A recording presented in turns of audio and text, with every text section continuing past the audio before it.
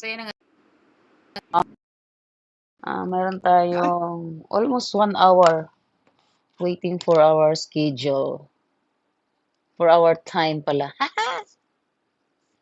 Maaga kasi ako pumasok dahil nga ang aking asawa ang maghatid palagi kasi ayaw kong mag-taxi. Alam mo na, mahal. So, tipid-tipid para makapalit og asin. So, ngayon habang nag-aantay tayo, kain tayo ng apple. Mm.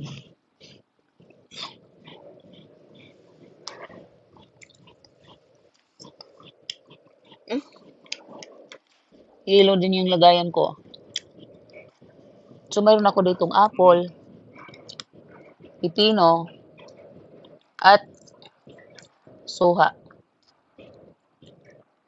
Itong apple ang pinapares ko dyan, asin. Kaso lang, tumambling yung asin ko.